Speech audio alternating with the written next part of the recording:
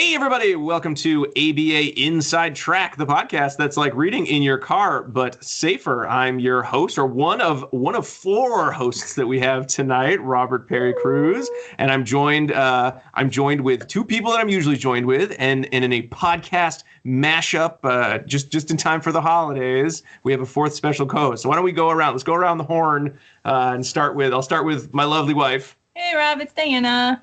And it's Jackie, and then not wife. And then our super special co-host from the Behavioral Observations podcast. Hey, guys, it's Matt Cicoria. I'm also not Robert's wife, just in case anyone was confused. This is awesome. Thanks, guys, for inviting me to do this. I've been psyched ever since Jackie reached out and pitched the idea. So thanks so much for letting me butt in on the show.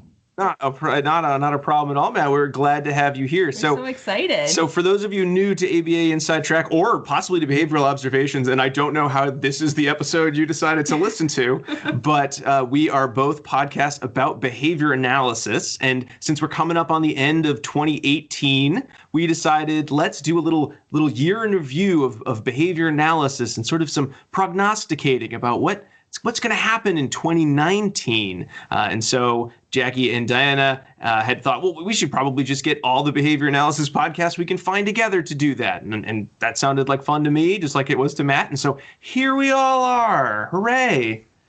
You're in the prediction game now, Rob? The prediction game? Yeah. You're prognosticating? Prognosticate. Oh, yeah. That's my new. Yeah, I take it around the country. I do phrenology and prognostication. Yeah. Well, behavior analysis is about the prediction behavior, but maybe not quite in that way. I usually think of that more as a probability than a. Oh, so why don't we get started? So Matt, you were so kind to send us a nice document that we're going to follow to put some ideas together, so it's not too rambly for this special episode. So we're going to start off by doing kind of like at the Oscars. We're going to do our unfortunate news first, the passings of some of the leaders in the behavior analytic field, and the first one we have here is Tony Nevin. And Matt, you knew Tony, and you wrote it as a story time. So why don't you share a little bit about your memories of Tony? Sure. I took Tony's the last class. I went to the University of New Hampshire where Tony was a professor and professor emeritus and all that stuff. And I happened upon his class. It wasn't the first behavior analysis class I took, but it was the one right after the first, which I guess would make it the second one. And the course was called Behavior Modification, which perhaps ages me, I suppose. But that's what it was called. And even though Tony is well known for his work in the experimental analysis of behavior, it was we talked about basically early ABA stuff. And again, this was circa 95-ish, I think, 1994, 1995. Yeah. And it was the very last class he taught at UNH. In fact, it was I remember he handed out the professor evaluations that, you have to do at the end of every college class. And he, as professors sometimes do, they leave the room, so it was not to stare at people and, make sure they give them good marks and things like that.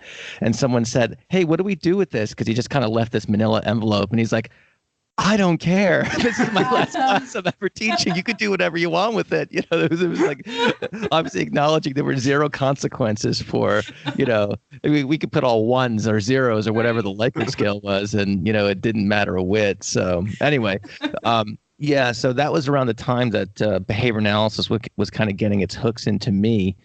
And even though he retired from the department, he maintained a laboratory. He still had grants going and things like that. And his last graduate student, Randy Grace, who's an esteemed researcher in the EAB world on his own. Some people may have heard of him. Yeah.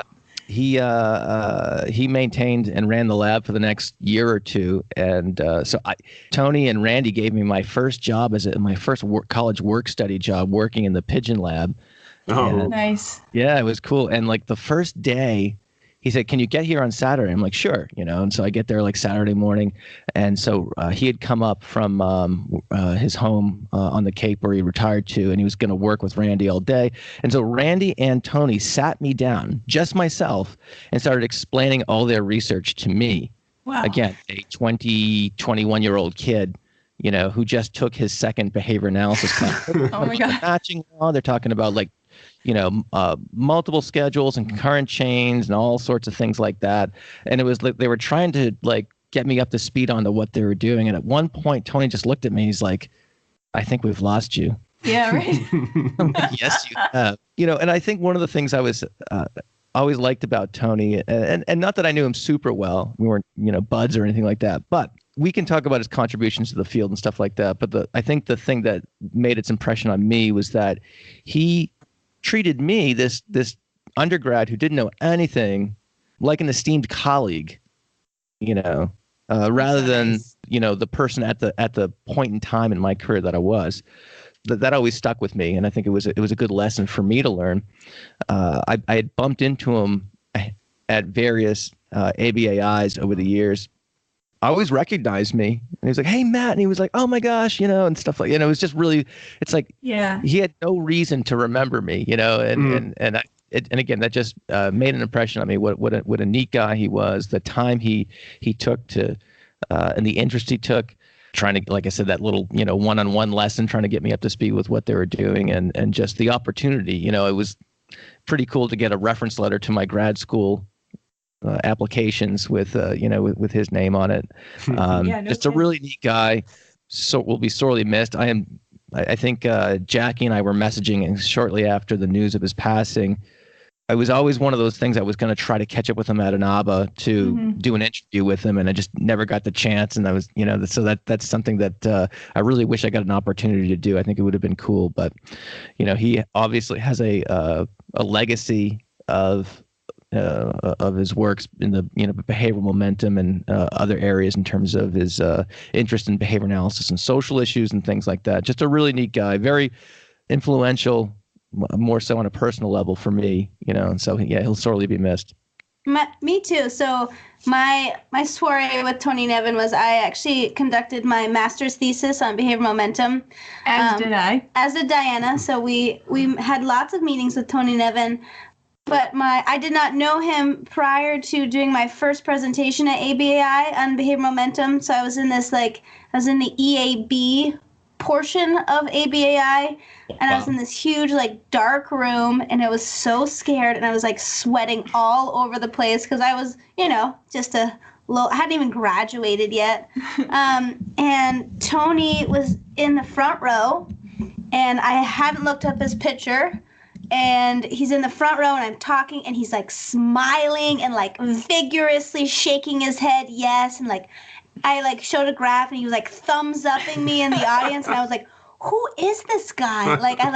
This is amazing. Why is this dude? I don't know him. And he's all up in my grill, so happy. And then when I finished, he came up and talked to me, gave me a huge hug, and I'm a super hugger, by the way.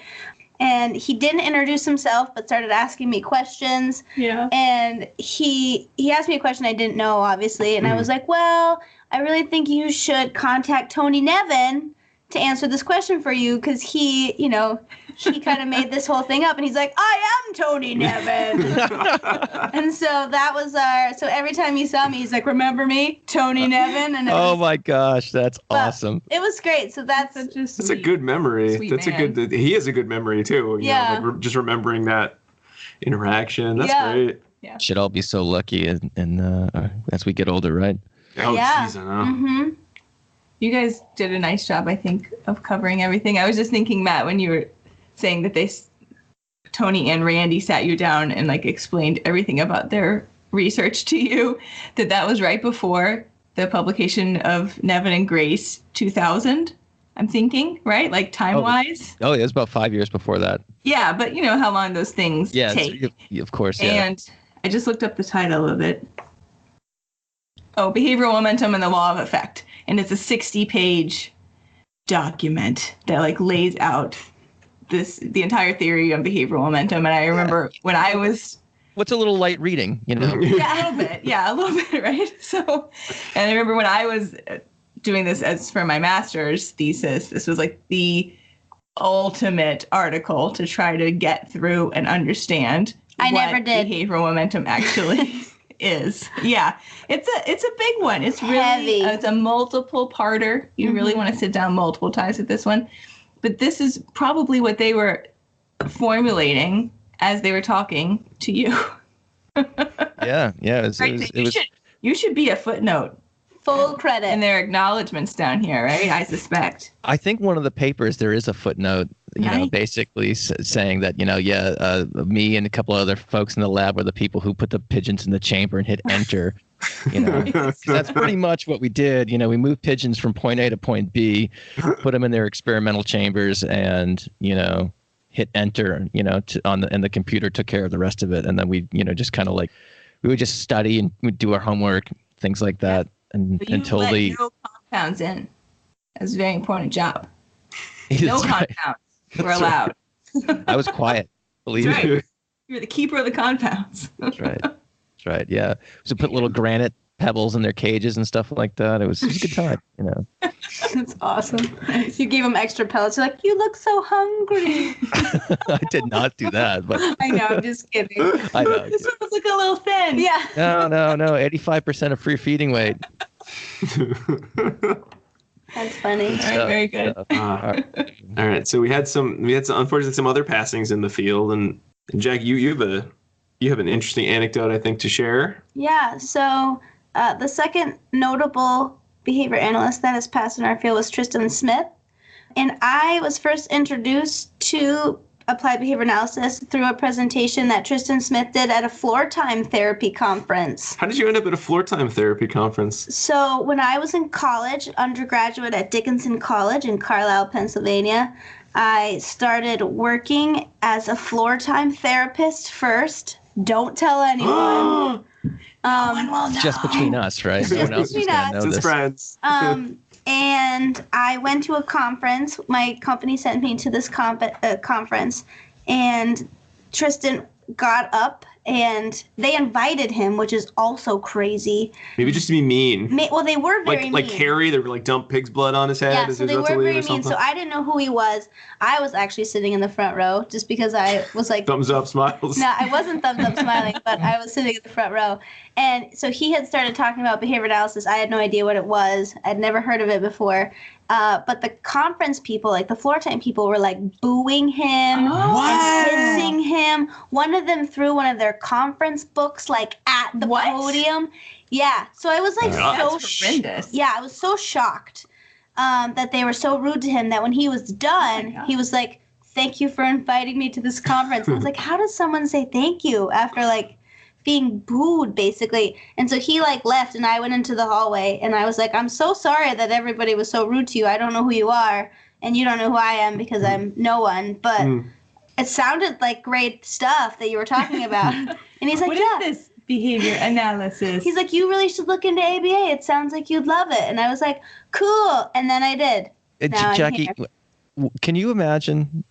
We could probably substitute Tristan Smith with other luminaries in the field. Oh yeah. And they would not have that reaction. I can just imagine what like. I'm not even gonna throw names out, but I can imagine other people would have been like, and I'm out of here, or something like that. Yeah. But it was... Or throw the book back, or Right? I don't know. Some sort of like Axl Rose rock star Right. behavior, kind of. He Kick the podium finished. over, throw your papers up in the air. The hell with this place. Oh, gee. Yeah, he finished though. I mean, like We're he pro. did his whole presentation. I honestly don't remember. I remember there was a single subject graph on the slide, but I was like, "What's that?" Because I have, never been exposed to that. So, but it was really, I was so shocked that he was like so professional even in the midst of adversity. Yeah. Class act, Wow. sounds like. So I think that the behavior analytic community was really shocked by Smith's death. It was very sudden. He was only 57 years old, and he was still in the middle of doing a lot of really great work. I never got to meet him personally, but I came to know his work through my dissertation work, which was in early intensive behavioral intervention. So he's a really big name in that area. And like I said, he had some interesting ongoing research that hopefully some others will be able to continue. And I read a lot of his work in the context of reading all of the work in the field related to EIBI. But the study that I think I learned the most from him and is often cited is Smith Grain and Win, which is from 2000 in AJMR, and it's one of the only randomized controlled trials in the field of behavior analysis. So they did a comparison between a group of children with autism or related disabilities who were receiving a high number of hours of EIBI treatment as compared to a group that were receiving more limited treatment, but it was mostly coming in the form of parent training. So they saw some differences between the groups, but not huge differences between the groups. And I think that there's a lot to be said about that related to EIBI, but a lot to be said as well about Tristan Smith in that he was able to get an RCT up and running and off the ground, right? So he was a really big proponent of early intensive behavioral intervention and really looking to find ways that could be shared. So, of course, within our field, we value single subject design and we see the value in the individual behavior change, but to the larger scientific community, those RCTs are really what they're looking for. So he had that type of vision in designing this study. And his loss is definitely going to be felt far and wide, I think, in that we lost someone who was going to continue to contribute to this area in the future. Mm-hmm. It's a sad loss. Yes. And Diana, you also added to the list, but we have here is Dr. Curt Salinger, who passed away as well this year. Yeah. So we definitely wanted to talk about him because he was a big name in the early years of behavior analysis. So he was an older gentleman who had worked at several different universities. Most recently, he was a professor emeritus at Hofstra University. And when you go back and look at his research, he was in the middle of the beginning of everything, right? So he had a real varied background as far as his contributions to behavior analysis. And a lot of the work that he did was with patients with schizophrenia, right? So looking to see, could you see changes in the behavior of someone diagnosed with schizophrenia when behavioral consequences were applied? And you can. So he was one of the first people that sort of forayed into that area. He also was very, very early examiner of verbal behavior. So he has a study published in 1959 reviewing the experimental manipulation of verbal behavior. And that's like, he was right there in the thick of it, right? So this is one of the founding fathers of behavior analysis, and certainly is sad to hear of his passing as well. So you certainly wanted to acknowledge him. Mm-hmm. Yeah. And then the last one, I think we added because it was someone who may not be as well known in some community. I think of the community at large, but in some, and that's Renee Mansfield, who worked for many years at New England Center for Children and was notable for developing creator and inventor, you noted here, of the Autism Curriculum Encyclopedia. So I know that is... She's a patent holder. You get a patent on that? Mm-hmm. Yep. How do you get a patent on... She applied for a patent. Wow, I thought you had to make a creation. It's not a box of, levers and things. She created it. The Autism Curriculum Encyclopedia is a internet curriculum bank of over 3,000 lesson plans that can be modified over 8 or 9 different domains that span the lifehood. Is that the word? I think it's the lifespan, but you already said span, so then you got a little off there. Well, that's okay. The lifehood, I'm using it, of the individual. Go with it. Thank you. I have a PhD. I can make that word up. So there are curricula designed for preschoolers all the way up to adulthood, spanning self-advocacy, education, self-care, basically vocational skills, everything that you can think of. And it's all in one little handy little packet. And you can also take mobile data collection and analyze your data with graphs. It generates reports. It does preference assessments. The Autism Curriculum Encyclopedia also is the placeholder of the core skills assessment that the New England Center for Children created. And Renee was my boss for a very long time. And she was lovely in a lot of ways that Tony Nevin was. So very, compassionate and empathetic. Excited about behavior analysis and life in general and beer. She loved beer. She really And- led by example as well. So she was not someone who just told others what to do. She was the one doing it. And she was a very gentle soul. And she's certainly going to be greatly missed. So if anyone out there looks her up, you'll find her as like the second and third author on several different studies. A lot of them were related to social skills, video modeling. Right. Prior to taking over this huge job as this curriculum development person, she worked in the early intervention side at NECC. So a lot of the research that she was involved in is reflected there.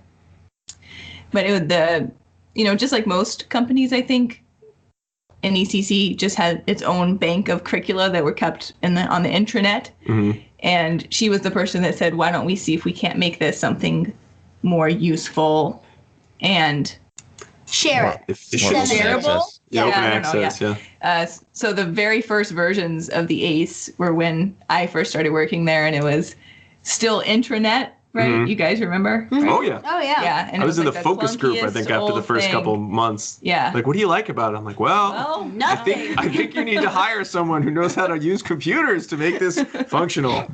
But it was very forward thinking. Yeah. Other than that, I mean, like the idea was great, but we think it's one of those things. I think generations now who've only been in behavior analysis for maybe 5, even 10 years, just have always known. There's always been an internet. There's always been a way to share documents, and certainly if you've only gotten your BCBA in the last 3 to 5 years, you've probably had a lot of these things shared with you, or like, let me share that with you. It's on my Google Drive, and you have everyone's repository of reports and curricula just at your fingertips on the internet. People but this would have been what resources will you give me, and then people just this would have been like 04, 05. I mean, when that was really in its infancy, the idea of not just you can put things online and share them, but you can have these actual useful information online, not just download your favorite Simpsons sound bites and all that stuff. You could get real curriculum that you could do the job of ABA, at RBT. It wasn't even an RBT then. You could do that job almost using the curriculum. And I think it's like a reflection of the growth of the field, which we'll get to in a little bit, in terms of how it's growing up in front of our eyes, and there's all sorts of these things popping up now. But you're right, Rob. I got my first job out of grad school in 1999, and man, it was technology-wise, it was the dark ages. And, it is interesting when we talk to younger practitioners who, as you say, just aren't aware that of how challenging it was to get good information, to share information and things like that. So that's a good point. I used to do a lot of hiring, and if you're in the Massachusetts area, you are mostly getting applicants who've worked at some of the big name schools, a lot of them in NECC. And when you talk about what assessments have you done, a lot of them would say, oh, well, the autism curriculum encyclopedia. And it was weird because I still remembered when it first started, and it was like, yeah, was a cool idea. I wonder if that's working yet. And to hear young people talking about it with a lot of reverence, like, no, this is the thing I knew how to do, was really amazing. All those young people. All those young people. Damn young people. So that concludes our list of individuals that we were going to mention. I'm sure there are many others out there that we hadn't had the pleasure of meeting or hearing about, who were lost in our field this year. So, anyone who's listening can if they lost someone in the field, about someone if you want to, that would be lovely. But we are a small field, so I think when we lose big names in our field, we all feel it. And these folks will certainly be missed. Yeah. All right. Well, let's move on to another kind of sad topic in ABA this year. So I think one of the positives. It will get better, folks. It will. Yeah. This is going somewhere, I promise. 2018, we're ready. I think we're all ready, right? Like, everyone says that about every single year. But maybe this year more than other years. I don't know. Every year. 2019, 2018, all done. At some point, I think when we talk about the previous year, I was like, that was the worst year. I can't wait for the next year. It's like, guys, if you track, the amount of like negative feelings about the previous year, I mean, it's like a downward graph. We should probably be changing our ways a bit if that's how we feel about every year. It's just worse than the last. Okay.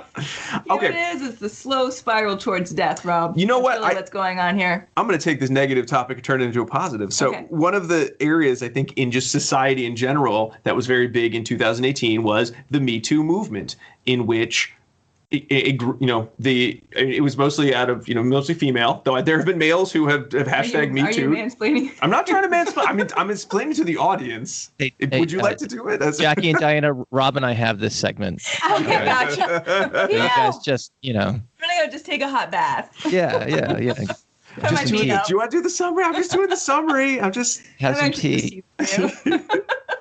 Fine, go ahead. But it was the big movement where the population had been taken advantage of, again, mostly by men, in sexually said, nope, that's enough. That's not appropriate, and has really become, I think, a positive change. I think it was kind of that moment where we talk about, progress for, different groups that had been put upon for so many years. And it's sort of like, well, maybe it'll get better. I think this was the year where everyone was like, you know what? I think it's this year. This is the year everyone's done with it. We're gonna put, power differential and harassment. We're gonna put that as one of the, you don't have to play nice about it. You don't have to be like, well, I don't want to hurt anyone's feelings. No, it's not okay. We're gonna stop. We're gonna stop that. And this sort of came into the, we wouldn't think it would happen necessarily in our field, but it did, unfortunately, become something that came up. And that was set up by a talk given by Dick Malott at, Was it Cal Alba? Yeah. I mostly heard about it after the fact and sort of read some of the reflection pieces that had come up.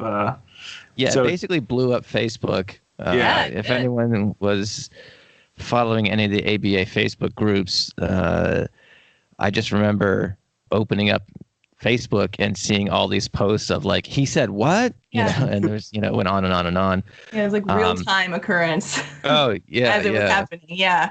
All these posts were popping up, and I think what it seemed to do is it was just kind of like a touchstone, if you will, meaning that it seemed to open up a lot of pent up frustrations of people being mistreated more generally. So what I mean by that is that this it seemed to go way beyond Dick Malott's really terrible choices of words at this particular talk to encompass a whole host of kind of mistreatment of women in the field.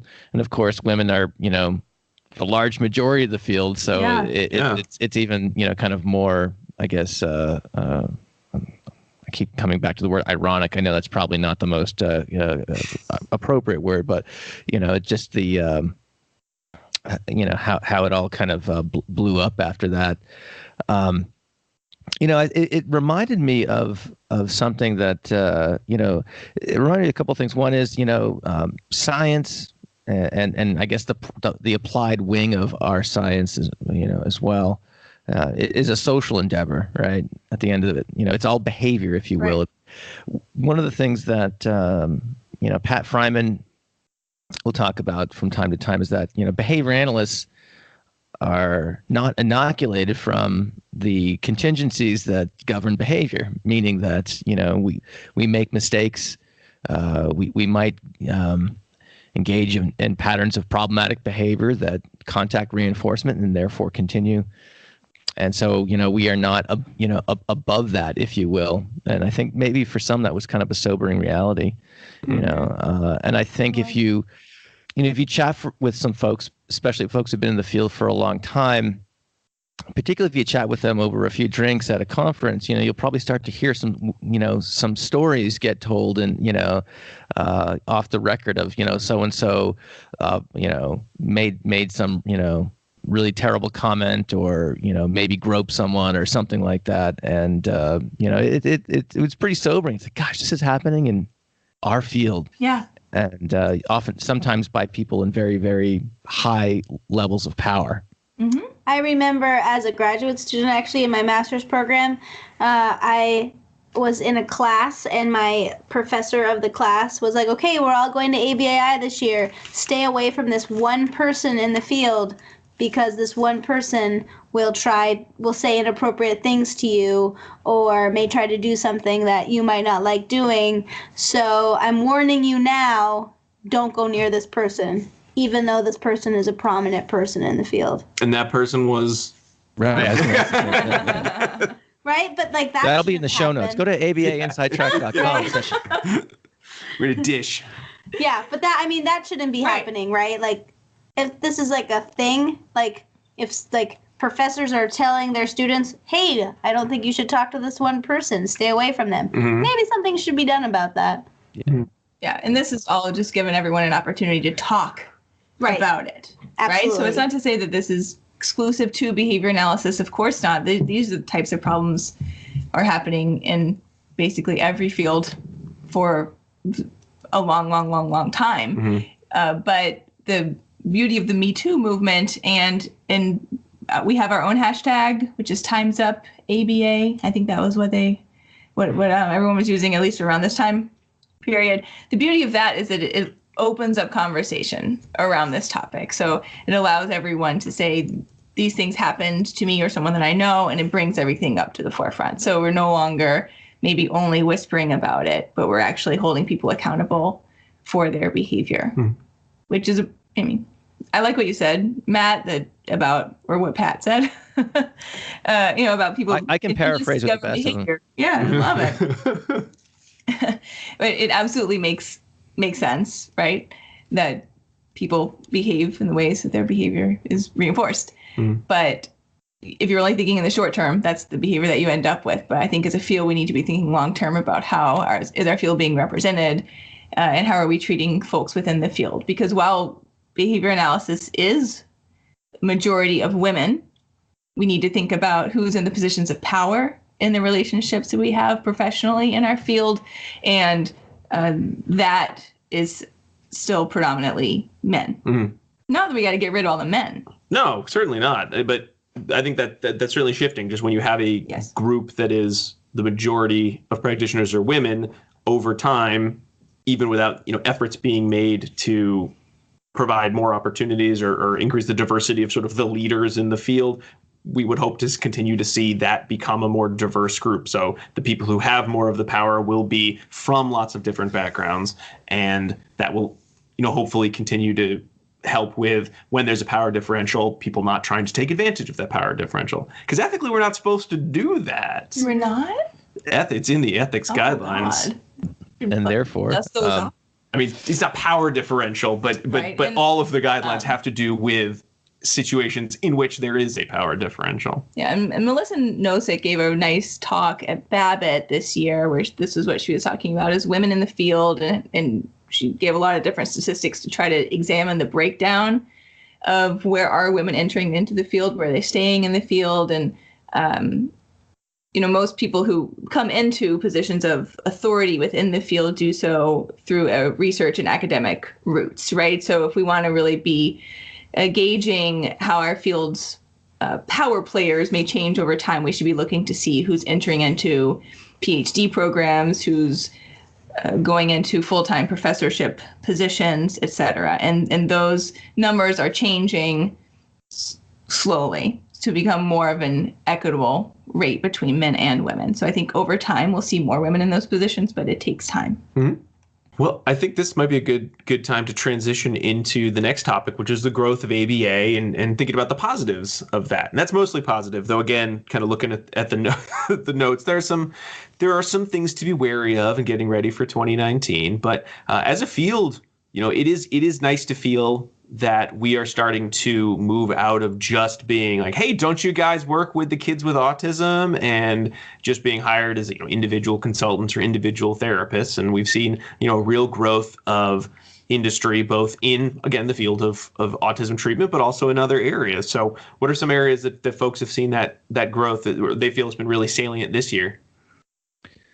Well, for me, I think it's just a recognition that we've transitioned from a practice that has been, I guess, a practice that's been practiced. That's probably a better way to say that. But anyway, a field that has occurred in the settings that were made, educational or institutional, and now they are, now it's a bona fide healthcare service. Obviously the game changer is the insurance funding, of course. I think sometimes it's easier now to kind of tell people about ABA because of that, or what an ABA clinic is, because there are more close parallels to other types of healthcare settings, like a PT clinic or a dental office or whatever. You just, if you're a client of that practice, you just, go there more frequently, instead of like your 6-month cleaning, that's why I think physical therapy might be a closer one, but I don't know. It's still there's no perfect, I guess, analogy, but we're getting closer to it. And I think that might be helpful for folks to kind of, A, take behavior analysis more seriously, and B, help to kind of place it in its proper context of what it actually is, as opposed to this thing that, some people do in schools, some people do in like these specialized, educational settings like NEC and elsewhere, and so on. So I think that's something. Obviously, this has been an evolution that's been going on for maybe the last 5-10 years or so. But it just seems like with the increased demand for these services, that it's that point to me was all the more salient. I've had a couple of folks on my show talking about running big ABA practices. Like Brett DeNovi, Jason Simmons of Clinical Behavior Analysis in Kentucky, and other people running large big time organizations.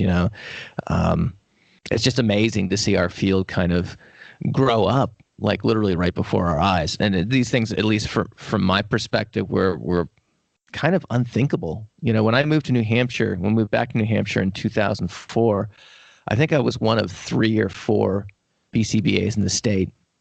Wow. And no one knew what one was. And people laugh these days about no one knows what behavior analysis is. It was even was 100 times worse back then. And we would be like knocking on the doors of schools saying, "Hey, we have this stuff we can help you with your," and people are like, "I don't know," So it's just nice to see a transition from that to kind of where it is now, where it's a real legit reimbursable healthcare service. Mm-hmm.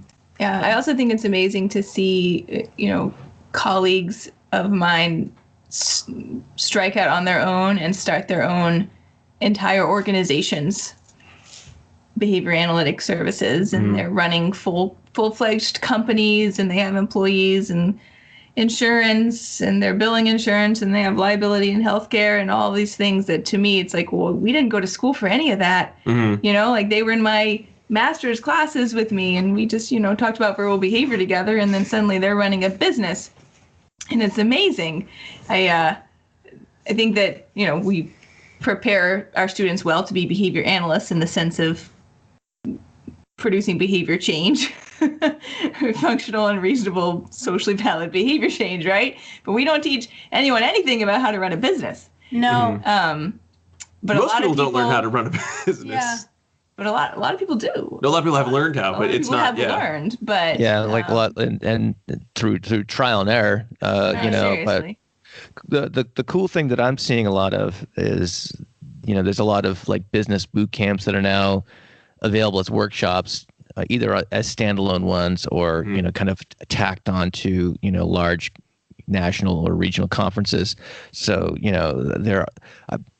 this is a topic that's getting attention. Okay, if there's going to be people who, as you say, Diana, are striking out in the run, they're going to need to learn things like, accounting, finance, HR, and things like that. And it's, I think another cool thing related to this that is just really neat to see is the two things. One is that there's this increasing kind of what we might call business to business services that are out there in our field.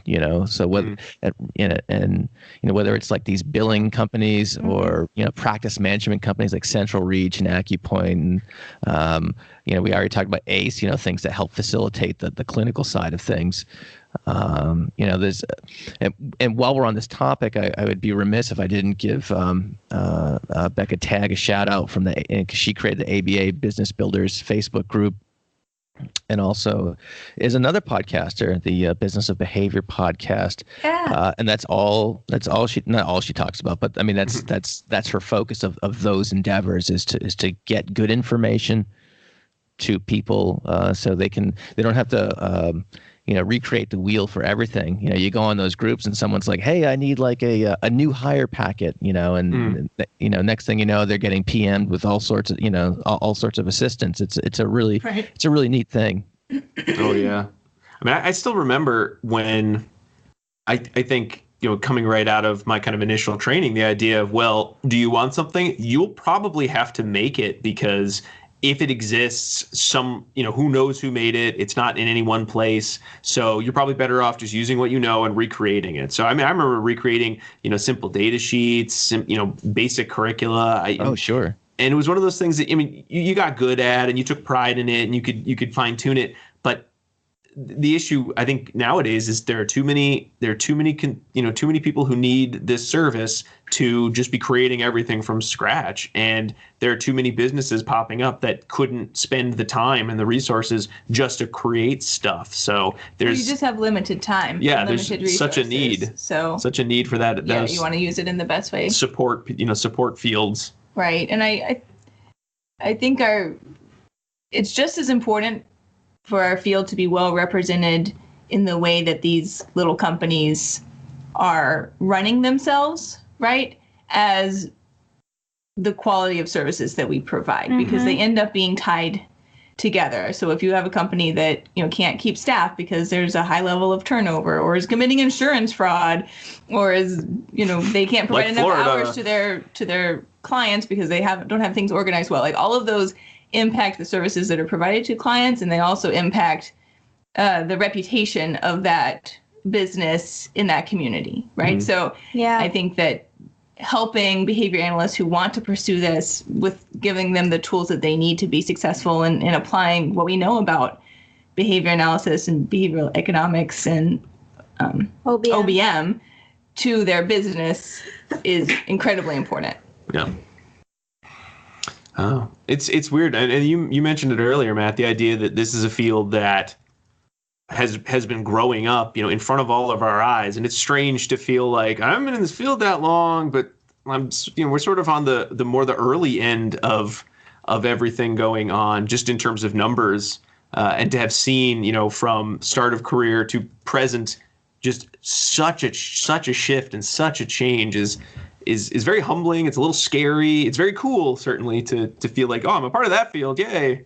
It's exciting. I find it exciting, and I think, as Jim Carr said at a conference that I at New Hampshire ABBA, as I put in a little plug, this field is in its adolescence, and I think that is more than just a chronological reference, if I can read between the lines. Yeah.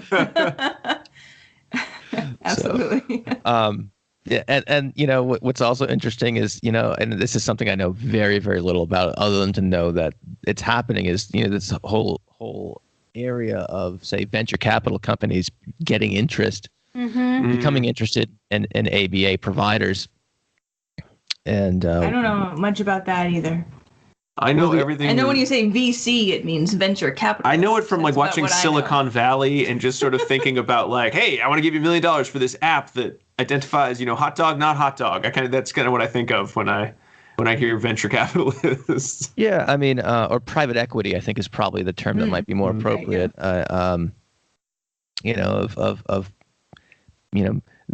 These companies, when they're running correctly and all that stuff, can be profitable, and people, and it's getting attention of larger companies that may want to acquire them, has the potential to result in these large organizations not being run with someone by people that hold our values, and aren't bound by our ethical standards.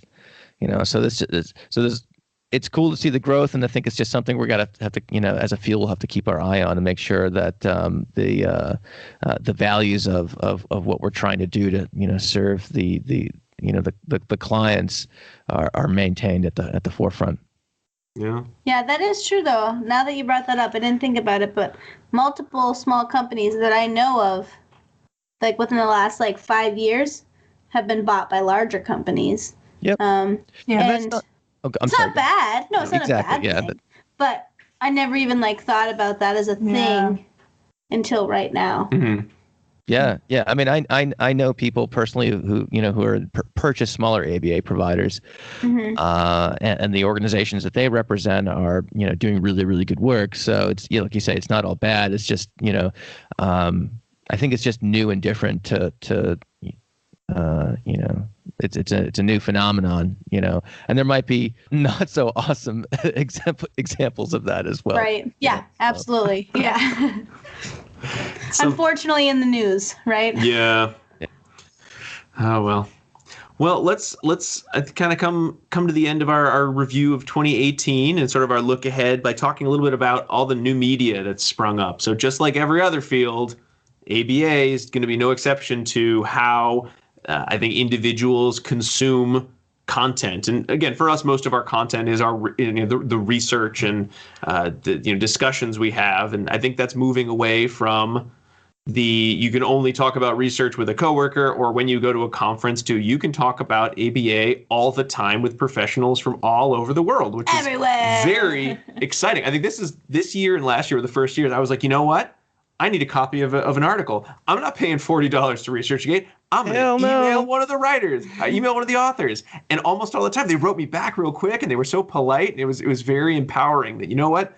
I guess I could have done this at any time. But this was the year that I think everyone in the field felt a little bit closer, personally to me, that you could reach out and get information without needing to go to a conference or ask someone who you think knows somebody who might know somebody if they could ask. You could just be direct about it.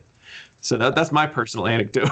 Yeah, I agree. I tell people anyone who will listen that, if you're interested in a researcher's work, if you think of how long it takes, and I don't actually know because I don't think I've ever published anything I know I've never published anything in Java or whatever, but I know a lot of people who have, and it takes years to get something through the process. Yes, yeah, I'm sure. Yeah, I see you guys nodding your head.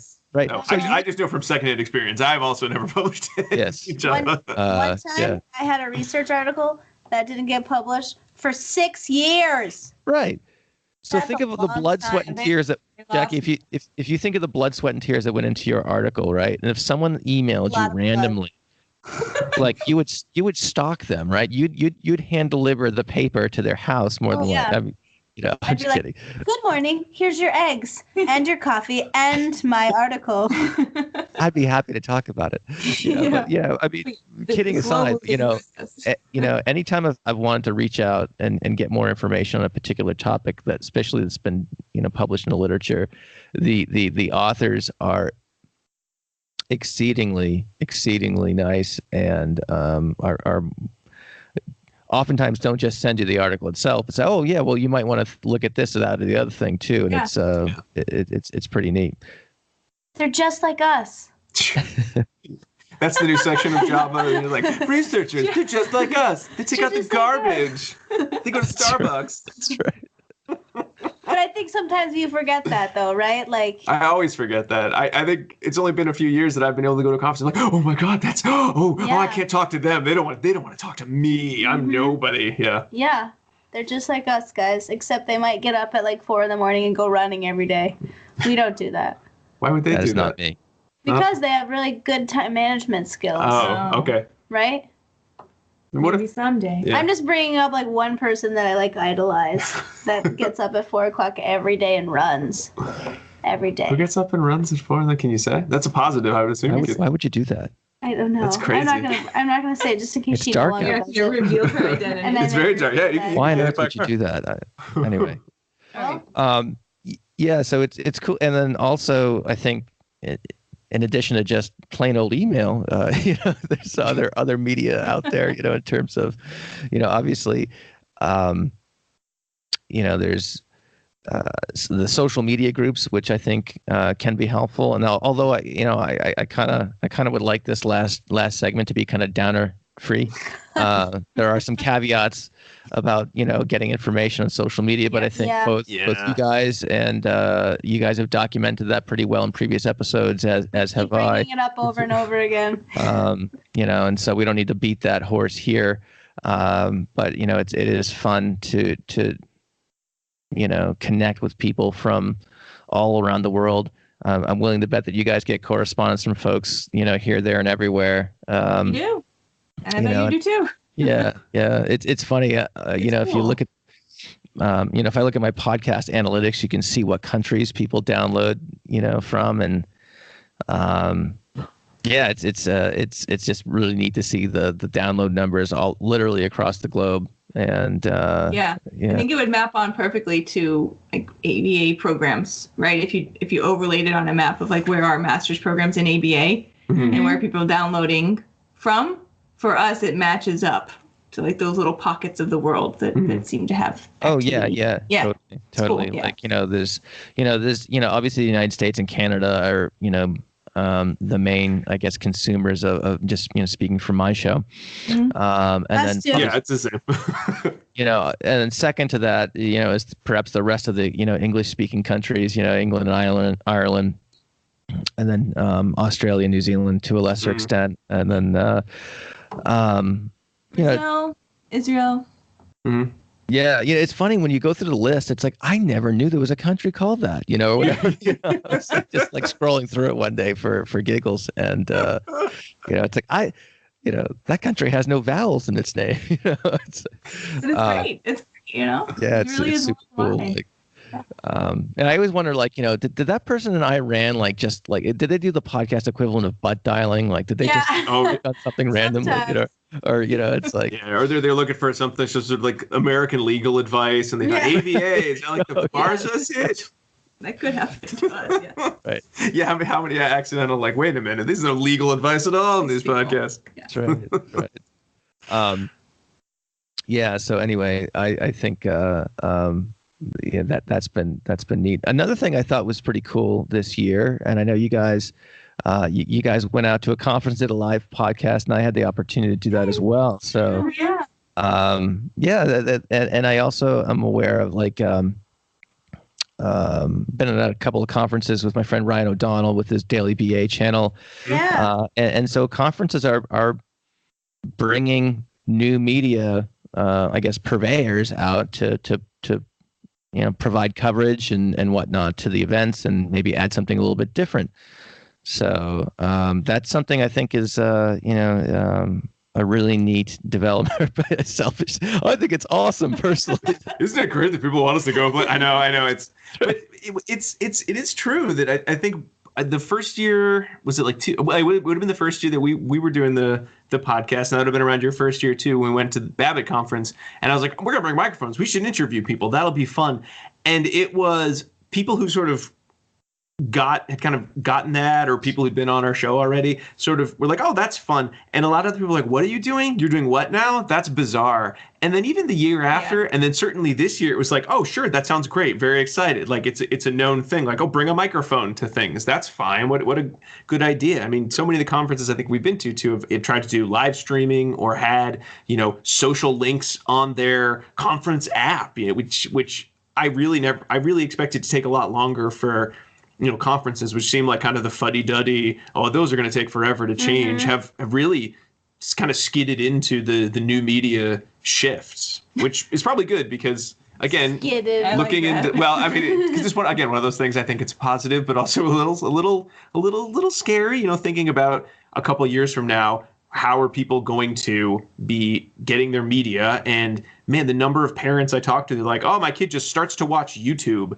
And I'm like, you do that when you want to find something, you maybe go to YouTube. But the idea that that's just where you would go for your content, and that's the first place you go, I mean, that makes me feel old, because that sounds very scary. If I want to watch someone beat like an old Nintendo game, I go to YouTube. I would never just go to YouTube to watch shows, really. You don't like to watch things being unwrapped? I don't want to watch things being unwrapped. She's 3, no. and she finds it.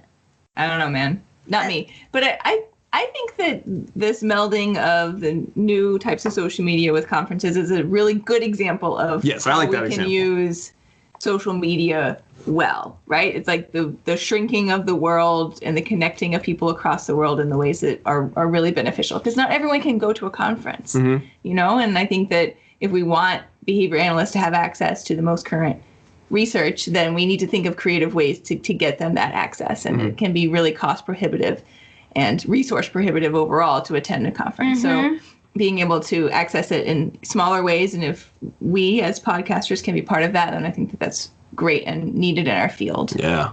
I also Right. think too that, if you think of all the conferences that are out there right now, the calendar really becomes quite constricted.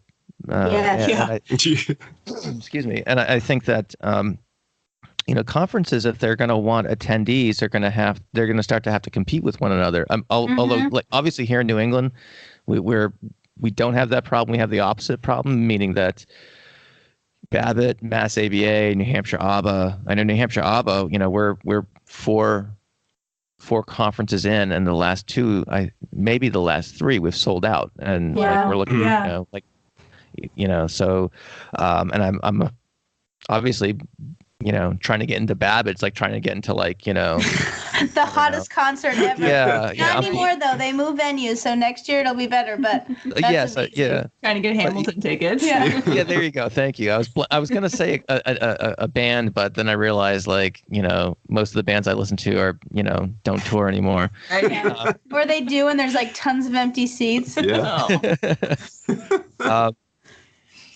So I think being able to offer something that's a little bit different and things like that. Another cool thing that just occurred to me that is the advent of live streaming these events too, and be able, it's not just the coverage that folks like us or Ryan or other folks can provide, but it's the ability for folks to okay, it's sold out, but or if it's cost prohibitive from a travel standpoint, you can live stream an event, and the barriers to doing that from a technological standpoint are coming down. Mm-hmm. And so the ability to do that does a couple things. One, obviously it helps the clinician or the practitioner who's trying to get CEs and can't take the time off from work to travel. But just from a revenue standpoint, it's another revenue stream for the for the conference provider. So whether it's again, looking at our state association here in New Hampshire, that might be something they might want to take a look at down the road as a way to add another revenue stream, especially since that, again, we've sold the conference out. And we have waiting lists and that sort of thing. And wouldn't it be nice to offer that as another option? Babbitt did that this year, and it was really actually fairly successful. Yeah. Everyone said that they really enjoyed the live streaming, and they actually wished that it would have been available for more events, since it was only available for the big auditorium events. Pretty good. But it was a fancy camera they had set up. I was scared to walk too near it for fear I'd trip over it or something. But one of our colleagues, one of Diana and I never get that right. Diana and mine. Say it the way that you would if you didn't include me at all. Diana and my colleagues, yeah, thanks. Just a little grammar lesson. One of our colleagues. That she she attended. I'm big into experiential avoidance. She attended the live stream and said it was amazing. Yeah. Like, she loved it. Cool deal. Yeah. Well, so much to look forward to. So much to look back on, so much to look forward to. I want to just kind of go around the table as we kind of wind down 2018 and say, what's something you're looking forward to in 2019? And this could be in the field, or you know what? Let's open it up to just something you're hoping happens in 2019. Let's not. Anything in the world. That's impossibly broad, but I like it. I love that. I think we were good and on topic for the whole time we've been recording. So we don't have to be on topic.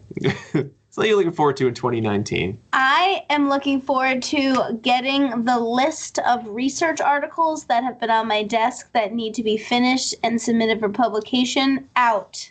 Yes. Hopefully in the next 2 weeks. Oh, that's hilarious. Wow, that's ambitious. But not really. But I would like to get at least 2 to 3 out within the next 6 months, because one of them is over a year old. One of them is over 2 years old. One of them needs to be done per grant funding. And so I would really love for 2019 to give me research bliss. Basically. Yeah. Yeah. How about anyone else? I'm in a similar situation where I have some that I need to put out there, and then I have some other projects that I'm excited about getting started. So I have parent training research I want to do. I have some in the classroom type of research that I want to do. And I also have my master's students research that is ongoing, that is like really cool projects. So I want to manage all of those irons that are in the fire. Are they in the fire? Yeah, your irons are in the fire. You got a lot of irons in the fire. I do. Is the expression. Yeah. Some of them are on the back burner fire, some of them are front burner fire, right? It's a fancy and some fire of the candles are burning at both ends. Oof. Yeah, so there's like a lot going on, but I'm hoping to manage that if we're talking about like my research role. Yeah. And in my personal life, we got a new couch. I think most people know that by now. That's true. I did bring that up a few times. We should start so recording at exciting. the couch. Yeah. Instead of the table. Yeah. So that has already been, my wish list has been fulfilled, and I need nothing. Great. Yeah. Wow, impressive. Yeah. How about you, Matt? So one of the things I'm looking forward to doing is I am starting with some of the schools I consult with doing daily ACT lessons with cohorts of upper elementary students who have emotional behavioral challenges. Oh, And that's using- great. Yeah, and we're using the AIM curriculum. We're not doing the full AIM curriculum with the school store and or the point store and all that stuff for various reasons that I won't get into. But it's more about this seems like we can pull this piece of it off in this particular setting, and perhaps not all the rest of the stuff. So I am looking forward to getting that off the ground, seeing how that works, working I guess the bugs out of it, because it's obviously a scripted curriculum, but you don't just read it rote, of course. And, I'm looking forward to seeing how it works so we can, really dial it in. And I'm really hoping that has a positive impact on these students' lives. So that's something I'm really psyched about in the upcoming year. Excellent. Cool. Awesome. That sounds so fun. I would similarly like to have something good with emotional, mental health. That would be ideal. I don't know if that's going to be one of my focuses this year. I know one of the things Your I wanted foci. I know one of the things that I'm looking at with one of my colleagues is social, kind of what is a good social skills curriculum for preparing students for college. And so we're kind of going through the literature. We did that on one of the episodes, sort of talked about what are some of the problems and deficits, but there's some curriculum out there, published curriculum. So we're going to take this year to try to find what is out there.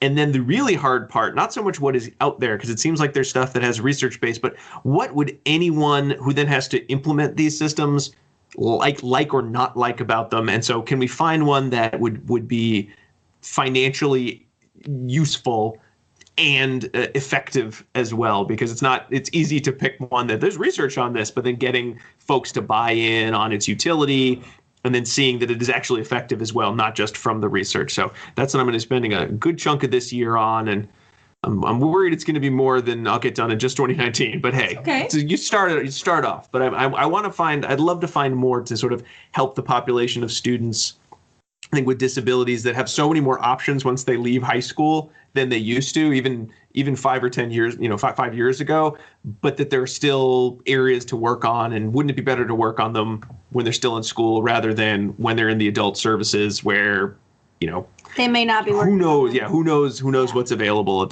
that point. So that's what I'm looking forward to. And the new Star Wars movie as well. Just if they want to throw us some tickets, that'd be great. That's right. And the Avengers Endgame. We watched this. I watched the trailer with my kids today. Yeah. Yeah, we watched that the other day. It looks pretty good. Oof.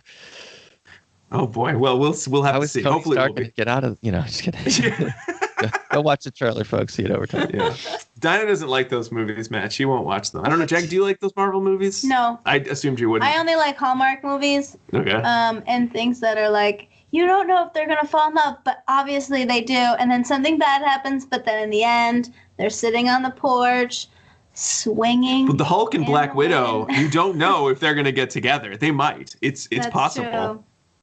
What I don't like about those, honestly, is that I feel like whatever happens doesn't matter. Well, you're like, they killed this guy. You're like, oh, but they're going to bring him back. No, they killed people and then they don't come back. I just, it is a miracle that we went. Yeah. an hour and 13 minutes before a major pop culture digression. It is actually true. That is. I think peace on earth is right around the corner because. We're pros. We're all pros. This is a table of pros. You know, what are you gonna? And you count as the table too, Matt. You're just on the computer screen, not the entire table. The Marcel Marceau, you know. Oh boy. Well, I hope listeners to both either show enjoyed our ABA year in review. If you enjoyed it and you want to hear kind of one of the regular episodes that we all do, you know, certainly Jackie and Diana and I do ABA Inside Track, and then Matt is the host of the Behavioral Observations podcast.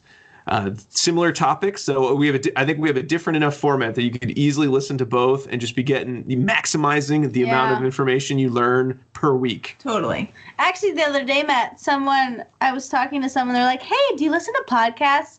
I've been listening to this really great podcast called Behavioral Observations. I'm like, "Oh yeah, I've listened to it." Oh, that's funny. It was awesome though. Like, awesome. I'm like, actually, I don't, but I do.